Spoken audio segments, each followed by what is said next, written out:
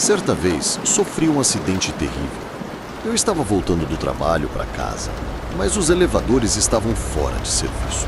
Tive que descer 6 lances de escada e depois de um turno de 12 horas não estava prestando atenção. Tive uma queda terrível e quando abri os olhos mal conseguia respirar e podia ver minha mão se contorcer no canto do olho. Levei um momento para perceber que aquela mão era minha. Não conseguia sentir meus dedos e em alguns segundos passei de voltando para casa para quase morto. Observei minha respiração condensada entre os ladrilhos de pedra. Não conseguia sentir nada além de uma dor surda irradiando pela minha espinha. Quanto mais eu pensava nisso, mais meu pulso martelava e mais tonto eu me sentia. Eu estava sangrando, mas não conseguia ver ou sentir de onde sangrava. Não conseguia gritar por ajuda. Era como se meus pulmões estivessem atrasados. Eu não sabia onde uma respiração começava e a outra terminava. Por sorte, meu colega Andrew estava trabalhando até tarde. Ele me encontrou e ficou comigo até os médicos chegarem. Daquele ponto em diante, aparentemente fiquei sozinho naquele andar por cerca de 20 minutos. Tive sorte de estar vivo. Não foi uma fratura completa no pescoço, mas foi uma fratura grave. Tive que passar por inúmeras cirurgias. Graças a Deus, aconteceu na propriedade da empresa, então eu estava totalmente segurado. Não só recebi o melhor tratamento possível que o dinheiro podia pagar, mas eles também autorizaram quaisquer pagamentos adicionais para praticamente qualquer coisa que meu médico recomendasse. Mas apesar disso, eu estava um caco. Olhando para trás, naquela época, eu mal estava vivo. Eu estava apenas esperando a vida voltar, mas isso nunca aconteceu. Eu melhorei, mas eles perceberam logo de início que eu estava sofrendo danos na raiz nervosa. Fiquei praticamente paralisado na perna direita. Havia alguns outros problemas que surgiam de vez em quando, mas nada que ameaçasse minha vida. Apenas pequenas coisas, como uma dor aleatória no meu dedo anelar, ou houve um estalo enquanto eu bocejava. Mas chegar à conclusão de que eu não iria me recuperar totalmente foi devastador. Parecia que meus melhores dias tinham ficado para trás. Cada palavra reconfortante era como uma alfinetada sarcástica. Com o tempo, eu me recuperei. Passei de uma cadeira de rodas para muletas e depois para uma bengala ao longo de 1 ano e meio. Mas não importava o que eu usasse, a dor estava sempre lá. Aquela dor surda e latejante irradiando por todo o meu corpo. E de vez em quando eu sentia a falta de ar ao me levantar, me trazendo de volta aquela memória do meu rosto pressionado contra o chão, observando minha respiração superficial condensar nos ladrilhos de pedra. Enquanto eu tentava voltar ao trabalho e me resignar a uma nova normalidade, sempre havia aquela sensação incômoda no fundo da minha mente. Eu estava vivendo uma vida inferior. Então, enquanto eu mantinha as aparências, eu estava ressentido com o que eu tinha me tornado. Então, durante os intervalos para o almoço e inúmeras madrugadas, eu me vi vasculhando artigos médicos, opiniões de especialistas e jornais detalhando tratamentos experimentais. Nada decisivo, não havia truques secretos. Não importava se eu tinha sempre a gastar os 100 milhões. Simplesmente não havia como melhorar magicamente. Então eu procurei mais medicinas alternativas, vídeos obscuros do YouTube, tudo de suplementos nutricionais à cura pela fé. Mas era tudo baboseira. Nada me apontava para uma solução. Depois de meses de buscas obsessivas e consultas, tudo que consegui foram recomendações de analgésicos. Não havia mais nada. Então chegou uma noite de final de setembro que me colocou em um novo caminho. Eu estava navegando no blog de uma mulher que passou por uma experiência parecida com a minha e ela estava documentando as muitas lutas que enfrentou ao longo do caminho. Passei algumas horas lendo seus pensamentos e assistindo alguns vídeos curtos quando notei algo em uma de suas sessões de comentários. Raramente havia algum comentário, mas este se destacou. Dizia apenas "S pés quebra". Isso poderia significar muitas coisas, mas para mim soou como uma medicação. Eu já tinha ouvido sobre quase todas aquelas naquele momento. Eu tinha um quadro branco com uma lista das 250 principais soluções charlatescas que eu tinha ouvido, e essa não estava lá. Embora eu estivesse cético, ainda era outra pista. Não houve respostas referenciando sobre isso, não houve vídeos em resposta e a conta não tinha outros comentários. Tudo o que eu tinha para pesquisar era S pés quebra. E o apelido do usuário que comentou isso. Lúvia é espanhol para chuva. Imaginei que eu poderia ser algum tipo de suplemento ou medicamento não registrado. Então, segui a pista. Procurei por todos os tipos de combinações de chuva, pescoço quebrado, IS pés quebra e um monte de outros tópicos. Levei dias, mas uma combinação de palavras me fez descer por uma toca de coelho que me apontou para uma pista. Era um daqueles sites onde você podia secretamente classificar o seu local de trabalho. Alguns trabalhadores descontentes classificaram o empregador deles particularmente baixo. Não houve menções a S pés quebra, mas acha que o algoritmo se agarrou a ele por outro motivo. Eles escreveram assim: minha supervisora tem sido uma megera desde o acidente. Horas extras constantes e não remuneradas, ameaças e acusações. Ela está descontando em todo mundo. Não me importo se ela está numa cadeira de rodas. Ela está afundando este departamento sozinha. Então, no final da análise, um adendo, adicionando cerca de 2 meses após a publicação inicial. Edite. Ela saiu da cadeira de rodas, mas continua uma megera. Não trabalhem aqui. Não demorou muito para eu pesquisar sobre esta empresa e um nome imediatamente me chamou a atenção. Supervisora Rain Clowie. Era um tiro no escuro, mas parecia que essa Rain tinha superado uma lesão grave. Talvez houvesse algo ali. Eu poderia dar uma passada na hora do almoço e ver o que dava. No dia seguinte, fui procurar Rain. A pista era fraca, mas senti que precisava tentar. Quando cheguei, vi um grupo de pessoas saindo do prédio. Todos vestiam roupas formais em preto e branco, com gravatas de uma única cor. Havia algumas mulheres entre eles e uma em particular parecia receber um certo tipo de distância dos outros. Ela estava na casa dos 50 e era a única usando um lenço grande. Apostando tudo, me aproximei dela. Com licença, eu disse. Você é a Rayane? Ela levantou os olhos para mim. Tinha olhos azul escuros da mesma cor do broche de girassol preso ao lenço. Ergueu uma sobrancelha, diminuiu o passo. E se eu for? Perguntou. Eu tenho uma pergunta sobre um comentário que você fez. Ela revirou os olhos e virou-se para ir embora. Dizia algo como pesquiebra. Não sei o que isso significa, mas tenho a sensação de que você pode me ajudar. Ela parou no mesmo instante. Suas colegas a esperaram, mas ela fez um gesto para que seguissem sem ela. Ela aproximou-se de mim, analisando-me de cima a baixo, com um pescoço rígido. O quão ruim está? Ela perguntou. Muito ruim? Ruim bastante para te meter em problemas? Se eu puder me livrar disso... Sim, você pode. Ela sentiu. Sim, dá para consertar isso. Ela me convidou para almoçar, me fazendo algumas perguntas pessoais. Contei a ela sobre meu acidente e os problemas persistentes que eu tinha. Ela, por sua vez, falou sobre ter sido atropelada por um carro. Ela estava paralisada da cintura para baixo, há 2 anos, mas, obviamente, ela não estava mais paralisada. Eu levantei os olhos da minha refeição. Rayane tinha um olhar intenso, como se estivesse pesando minha alma. Então, qual é o segredo? Perguntei. Tem um cara, ela explicou, mas vai custar caro. Eu tenho dinheiro guardado. Suspirei. Só me deu o valor. Não é esse tipo de custo, ela disse, balançando a cabeça. Mas podemos descobrir. Trocamos informações de contato. Quando saí, a dor na minha perna estava pior do que nunca. A perspectiva de me livrar daquela dor meio que... Era como ter um corte na ponta da língua. Você não consegue parar de cutucar quando sabe que está ali.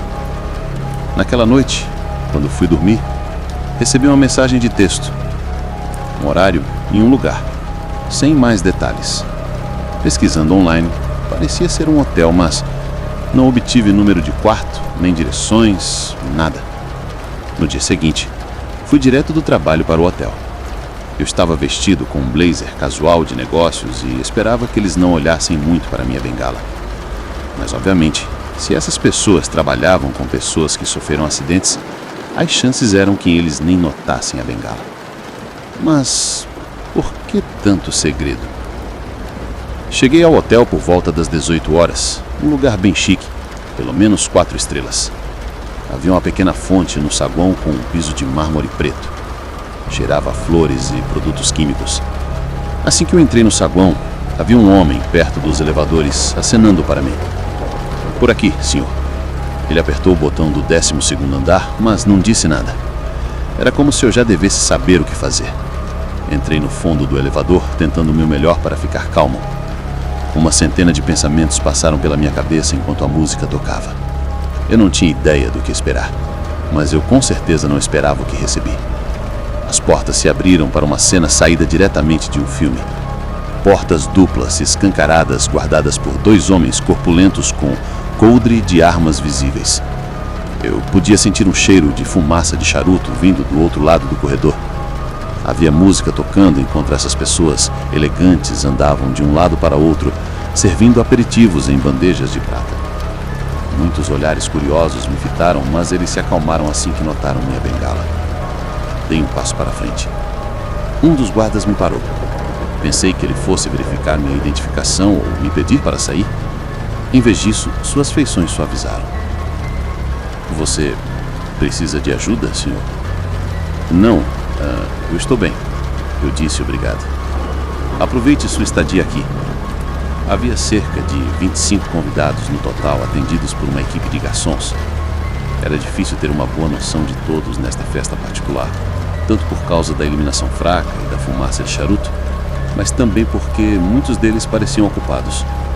Alguns estavam olhando seus telefones, enquanto outros estavam tendo conversas íntimas uns com os outros e com os serventes. Você se perdeu aí, rapaz? Virei-me para um homem que só pode ser descrito como um espantalho vivo. Pelo menos 1,90 m, pálido, com cabelo branco penteado para trás e com gel, olhos azuis intensos escondido atrás de um par de óculos. Acho que você está procurando o homem no santuário interno. Ele continuou. Só seguir as muletas. As muletas não tem como errar. E com isso ele foi embora. Como ele disse, havia muletas cobrindo a parede. Algumas curtas, algumas longas, algumas velhas. Havia uma de madeira que parecia prestes a desmoronar. Havia algumas vitrines alinhadas na parede, exibindo vários itens estranhos. A primeira que me chamou a atenção foi a metade de um crânio humano mergulhado em prata. Havia uma placa ao lado. A Sociedade dos Pescoços Quebrados. Era isso. S. Pesquebra. Era um código abreviado para o que fosse esse grupo secreto. E a caveira, na metade, era o ícone deles. Mas em que diabos eu tinha me metido? Eu estava navegando pelos muitos itens estranhos expostos, tentando descobrir com que tipo de pessoas eu estava lidando, quando senti uma mão no meu ombro. Era Rayane. É hora de você conhecer nosso anfitrião. Nunca cheguei a saber seu nome completo ou verdadeiro, mas todos chamavam de Garland. A primeira vez que eu o ouvi, ele estava sentado no que só pode ser descrito como um trono de couro. Ele mantinha suas mãos em 2 tigelas de lodo cor de magenta. Aquilo cheirava como uma mistura de cloro e flores. Garland era o tipo de pessoa que não dá para saber a idade dele. Ele tinha o rosto e o cabelo de um adolescente, mas o cinza na barba por fazer sugeria que ele era muito mais velho do que aparentava. Mas eu não consegui dar uma boa olhada nele. Eu mal conseguia ver qualquer coisa através da escuridão e da fumaça. Rayane foi na frente, abrindo o caminho para mim. Aproximando-se dele, ela se virou para mim introduzir. Trouxe um amigo especial para você, ela disse apontando para mim. Estou vendo. Garland sorriu. Linda bengala. Deve ter custado caro. Ele se encostou no assento, mantendo as mãos encharcadas na tigela de lodo vermelha. Ele era muito deliberado nos seus movimentos, como se explorasse cada músculo. Sem quebrar contato visual, ele assentiu para mim. Eu posso te ajudar com isso. E pelo resto daquela noite, eu era um dos populares. Eu literalmente só tinha que estender a mão para pegar uma bebida. Acontece que Garland era coproprietário do lugar. Ele era um sócio oculto de uma variedade de hotéis, motéis, albergues e serviços de planejamento de eventos. Eles estavam atualmente trabalhando com um novo parceiro, com o objetivo de adquirir alguns novos negócios.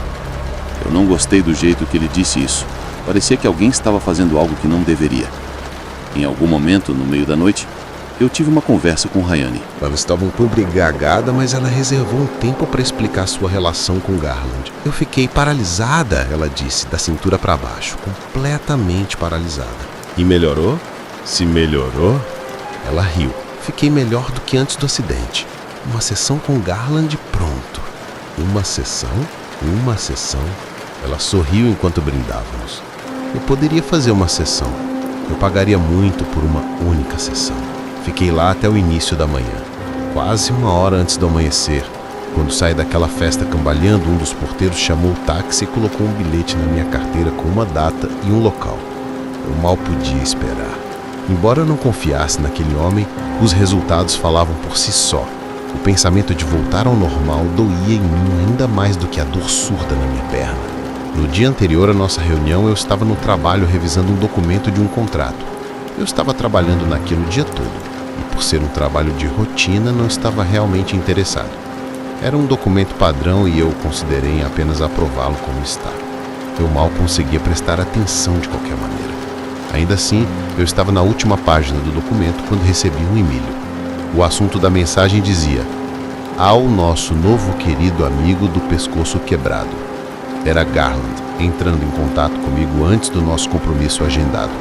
Em vez de pagamento por seus serviços, ele me pediu algumas informações. Não era nada grande, apenas uma cópia do documento em que eu estava trabalhando naquele dia. Como ele sabia o que eu fazia para me ver, era desconcertante na melhor das hipóteses. Não tinha como. Embora não fosse importante na grande escala das coisas, era tecnicamente sigiloso. Ainda assim, não conseguia pensar em como compartilhar este documento poderia ser ruim. Era realmente apenas uma tecnicalidade empresarial. Eu não estava pensando em nada além de mim. Eu queria me sentir normal e ter isso ao meu alcance e era muito atraente. Eu tinha ido longe demais e visto o tipo de pessoa que eles eram. Diga o que quiser sobre Garland e seu estilo de vida, mas havia algo mais nisso, algo místico. Eu enviei o documento e cobri meus rastros. Olhando para trás foi idiota, eu sei. Tenho certeza de que você também já fez sua cota de coisas estúpidas que você não se orgulha. Fui ver Garland no hotel no dia seguinte. Havia uma pequena sala escondida no spa atrás de uma porta sem identificação. Foi fácil de localizar. Honey já estava me esperando. Você está pronto? Ela perguntou sem levantar os olhos do chão. Sim, eu disse. O que você está fazendo aqui? Eu sou sua madrinha, ela explicou. Serei responsável por você, então vê se não dá vacilo. Ela assentiu para mim e bateu na porta. Ela se abriu. Era uma sala branca, simples, com uma única cadeira confortável. Tinha o mesmo cheiro estranho que eu tinha notado na vez que conheci Garland. A coisa aquele estregada nas mãos. Honey fez o sinal para eu me sentar.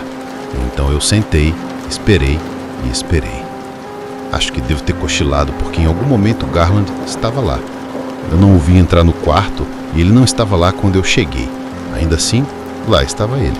Honey o recebeu. Segundos depois, um par de mãos frias afastou meu cabelo e a outra abriu meus olhos gentilmente.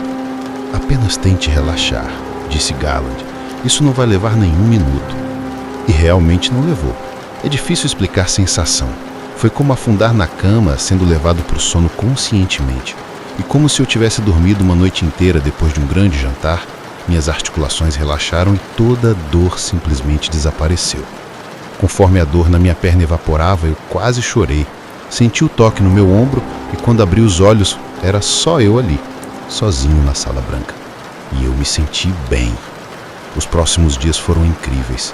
Eu poderia literalmente dançar o caminho todo para o trabalho se quisesse. Eu dormia melhor, a comida tinha um gosto melhor, meu cabelo parecia mais grosso e a minha pele ficou um pouco brilhante.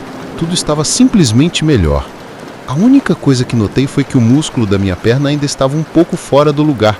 Era como se o dano ainda estivesse lá, mas escondido. Fiquei tão agradecido. Eu faria qualquer coisa se Garland viesse me pedir. E não demorou muito para que ele realmente fizesse isso. Outro e-mail recebido, dessa vez pedindo uma série de documentos sobre nosso próximo projeto na empresa. Coisas secretas, do tipo que eu poderia ir para a cadeia se vazasse essas informações. E embora eu estivesse agradecido, não tinha a intenção de me incriminar. Garland não gostou disso, nem um pouco. Recebi outra mensagem daquele endereço de e-mail. Posso tirar tudo de volta? Você tem 10 minutos. Eu não sabia no que acreditar, mas considerando quão poderosamente eu tinha me livrado daquela dor, não me surpreenderia se fosse tão simples devolver-me. Naquele ponto, eu ainda achava que era algum tipo de medicina alternativa. Talvez fosse esse o golpe, ter que voltar sempre para pegar mais. De qualquer forma, eu não ia deixar tudo pro lixo. Eram apenas palavras no papel, não poderia me machucar. Além disso, havia muitas pessoas naquela festa que provavelmente conspiraram junto com Garland por um longo tempo, e elas pareciam bem. Então eu justifiquei repetidamente, tentando fazer para ser uma boa ideia. Então sim, eu enviei a ele o que ele queria. Segundos depois, fui convidado de volta para o hotel. E foi mais ou menos assim que aconteceu por um tempo. Garland me visitava e eu mandava cópias para ele. Ele me convidava para o hotel para praticamente qualquer coisa que eu quisesse. E sim, eu sabia que era ruim, mas me sentia incrível. Era impossível me sentir mal sobre as minhas escolhas quando tudo no meu corpo gritava para mim que essa era a coisa certa a se fazer. Eu pude participar de todos os tipos de reuniões entre Garland e alguns outros do pescoço quebrado. Eles estavam falando sobre alugar um hotel para algo que chamavam de Reunião da Tribo da Colina Azul. Parecia um evento como qualquer outro, mas a maneira como falavam sobre isso fazia parecer obscuro pra caramba.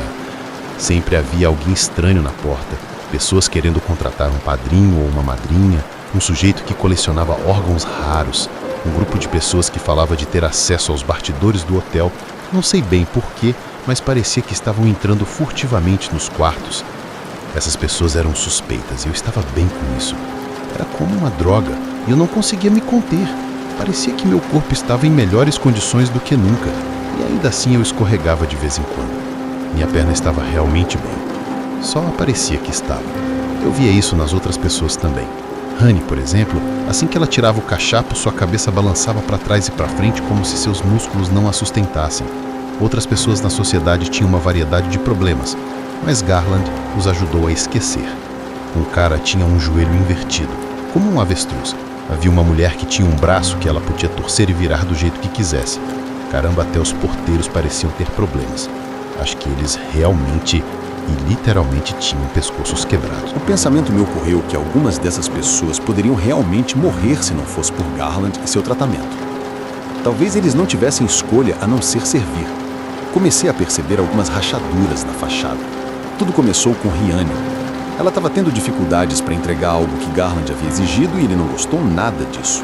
Durante uma reunião da sociedade, ele me chamou para o lado de seu trono e ergueu a mão de dentro da tigela, apontando para Riane. Sua mão começou a mumificar. Segundos depois, a cabeça de Riane balançava para os lados, como um boneco boblô, enquanto qualquer força que ela ainda tinha no pescoço desaparecia. Ela implorou e suplicou.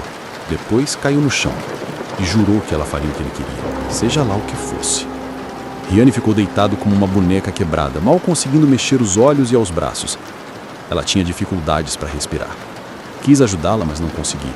O resto da sala agia como se nada estivesse acontecendo. Quando Garland ficou satisfeito com suas promessas, ele ergueu a outra mão em direção a ela. Sua mão se mumificou novamente e as pernas de Riane voltaram a se mexer. Eu ofereci ajudá-la a levantar, mas ela se levantou sozinha. Quando ela saiu furiosa, Garland acenou para que eu me aproximasse. Continue fazendo o que está fazendo. Ele sorriu. Isso nunca acontecerá com você. E esse foi o status quo por meses. Pelo menos uma vez por semana eu ia ver Garland. Ele me deu um carro novo, pagou um por um apartamento, e sempre que eu tinha um problema ele consertava. Fosse econômico, físico, o que fosse. Ele tinha um cara para tudo. Ações e investimentos. Ele tinha a oportunidade certa. Jato particular na Itália, pronto em 6 horas exatas, sem perguntas. Mas eu vi algumas coisas desagradáveis. Pessoas perdendo o controle de seus corpos, caindo no chão, gritando, grupos inteiros de pessoas implorando aos pés de Garland. Ele distribuía presentes e punições como se não fosse nada. Aparentemente é o acaso, mas para mim, quero dizer, estava bem. Não houve repercussões. Eu estava bem. Mas isso mudou. Minha empresa estava enfrentando problemas em que empresas concorrentes estavam nos vencendo em novos contratos. Estávamos enfrentando violações de contrato e perda de receita. Nossos preços de ações estavam despencando e alguém estava comprando investidores minoritários. De repente, estávamos recebendo perguntas desconfortáveis. Pessoas sendo chamadas para reuniões. A TI estava verificando nossos e-mails. Claro, eu tinha coberto meus rastros, mas estava ficando nervoso. E no meio de tudo isso, Garland queria mais. Ele não se importava se eu fosse pego ou não. Ele queria o dele e nada do que eu dissesse iria atrapalhar. Mas eu literalmente não conseguia mais pegar os documentos para ele. Era o alerta vermelho. Eu estava suando muito. Enviei uma mensagem dizendo que não conseguiria. Recebi a mesma mensagem padrão de sempre. Eu? Posso tirar tudo. Você tem 10 minutos. Tentei explicar, não consegui. Verifiquei se conseguia fazer login em uma conta alternativa e acessar as pastas anonimamente. Mas não havia como. As senhas foram alteradas.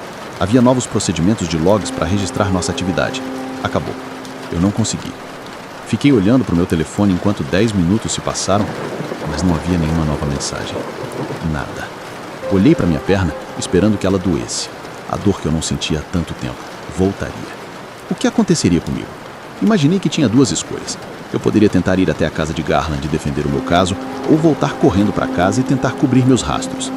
Eu estava no estacionamento em cerca de 2 minutos. De repente, comecei a receber ligações de números aleatórios. Mensagens de pessoas desconhecidas. Meu senhorio estava me mandando uma mensagem dizendo que meu contrato de locação era inválido. Eu não conseguia nem fazer meu carro da partida.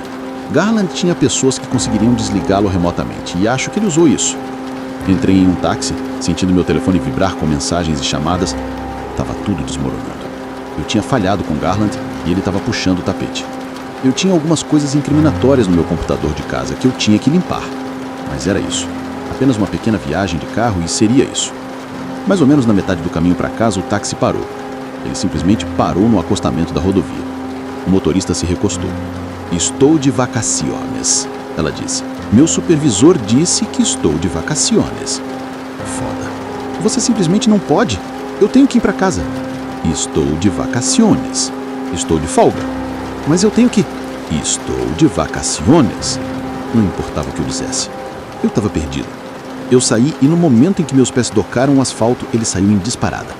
Eu estava parado na beira da rodovia, gritando para ele voltar. Já estava escuro lá fora.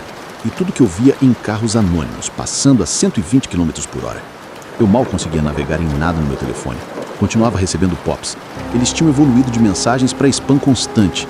Minha conexão de internet também estava inativa. Garland estava fazendo de tudo para mostrar sua desaprovação. Consegui chegar a um restaurante mais baixo na estrada, um lugar antigo com uma capacidade de cerca de 12 pessoas no máximo. Havia apenas um punhado de outras pessoas lá, a maioria caminhoneiros. Corri entrando perguntando se eu podia pegar um telefone emprestado para chamar um táxi. Os outros 2 clientes me seguiram com os olhos, sem saber o que fazer comigo. A dona não pareceu se importar. Ela sabia que eu estava tendo um dia, ela pegou o telefone e discou um número. Mal tive tempo de me sentar antes de ver sua expressão mudar. Alguém estava ligando para ela. Provavelmente eu estava sendo traqueado. Ela se virou para mim, olhando para um buraco na porta da cozinha. Ela balançou a cabeça e me disse que sentia muito. Momentos depois, ela estava fora da porta e as luzes se apagaram. 3 homens entraram no restaurante. Os 2 caminhoneiros olharam para eles, depois para mim, e saíram imediatamente. Quando a porta da frente fechou, ouvi o clique de um bastão se desdobrando. Por um momento tudo ficou quieto.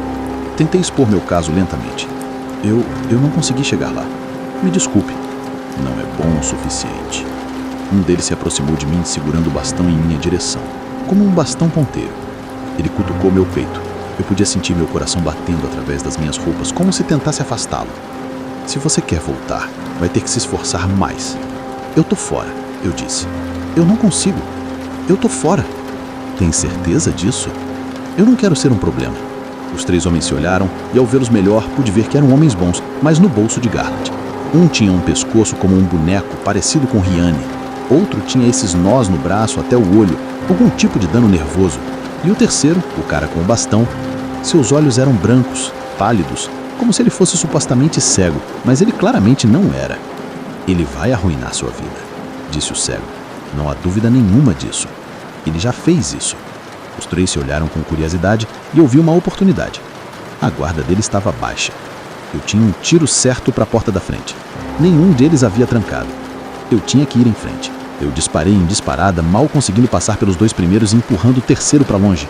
Voei pela porta, tropeçando no cascalho do estacionamento. Havia um único poste de luz acima, lançando o estacionamento em longas sombras. Mais ou menos 12 pessoas me esperavam do lado de fora. Algumas com as pernas e as costas tortas, uma mulher sem lábios, um homem com um ferimento aberto de bala no pescoço. Essas não eram as pessoas que você veria nas festas. Essas eram a espinha dorsal secreta que mantinha Garland e seu grupo flutuando. Esses eram os verdadeiros pescoços quebrados, um mais macabro que o outro. Eles me acercaram com facas e armas. Um carregava uma bateria de carro e cabos jogando sobre os ombros. Péssima escolha, disse o cego. Realmente péssima escolha. Tentei correr, mas já era tarde demais. Fui agarrado e empurrado para trás e o círculo se fechou. Alguém tinha um longo mal fazendo sua risada soar como um motor parando. Um golpe de cacetete na parte de trás da minha perna me colocou no chão. Não importava o que eu dissesse ou prometesse, eles não aceitariam. Essas eram as pessoas que, sem Garland e seu toque, estariam mortas ou pior. Eu era apenas um vendido com uma perna ruim. Eles tinham feito coisas muito piores para pessoas muito melhores. E eles iam fazer algo muito pior do que simplesmente machucar minha perna. Não vou entrar em detalhes do abuso de 20 minutos que vivi, os cortes, as batidas, o afogamento com gasolina, tudo de uma multidão de corpos quebrados, sorrisos tortos e risadas ofegantes. Lembro-me de uma escuridão descendo sobre mim, enquanto minha cabeça tentava desesperadamente levar sangue para o meu cérebro. Eu estava entrando e saindo da consciência, oscilando entre implorar para que acabasse ou torcer para que eu pudesse sobreviver, que algum milagre se mostrasse. Em vez disso, eu ouvi Garland. Quando as batidas pararam, sua voz ferveu até meu ouvido manchado de sangue. Eu podia te consertar, sabia? Ele disse. Se eu fizesse isso, eu podia te colocar de volta aqui. Esse é um forte incentivo. Ele deu um passo para trás. Ouvi a multidão se recompor, pronta para qualquer coisa. Mas qual o sentido? Ele suspirou. Você não é confiável, você não é nada. Ele se afastou um pouco e com isso foi embora. E através de todas as feridas ardentes e roupas mordazes, eu senti algo na minha perna. Aquele dano nervoso eterno, maçante e latejante. Fiel à sua palavra, eu estava de volta ao ponto de partida. Um dos caminhoneiros que estava no restaurante chamou a polícia, mas eles convenientemente só apareceram depois que a surra acabou. E pelo pouco que ouvi através de minhas orelhas inchadas, eles não estavam lá para me checar. Eles estavam lá por causa de uma denúncia anônima me apontando como um inquilino em violação de contrato. Eu ainda estava no hospital quando recebi a notícia. Perdi tudo. Meu emprego, meu apartamento, meu carro, meu telefone, minhas economias, diabo, até minha liberdade. Alguém tinha entregue um caso ao promotor em uma bandeja de prata. 4 anos de cadeia foi o melhor acordo que consegui. Eu poderia pegar até 12 se dependesse do tribunal. Hoje em dia essa vida ficou para trás, mas parece que foi ontem e as cicatrizes ainda estão lá. Eu sei que eu estraguei tudo. Eu sei que muito disso foi culpa minha e eu aceito isso. Estou sendo honesto. Eu pensei que poderia escapar impune. Quando você está naquela nuvem, naquele círculo interno, tudo parece certo. Não apenas fisicamente, mas socialmente. Eu vi Henny algumas vezes. Ela está de volta à cadeira de rodas. Não acho que Garland tenha apreciado seu papel como minha madrinha, mas ela ainda não saiu graças a ele. Ela ainda tem seu emprego e se recusa a falar comigo. Acho que Garland está mantendo ela na coleira curta, e se ela se sair bem, pode ter um jeito de voltar para andar. Mas eu, quero dizer, estou fora.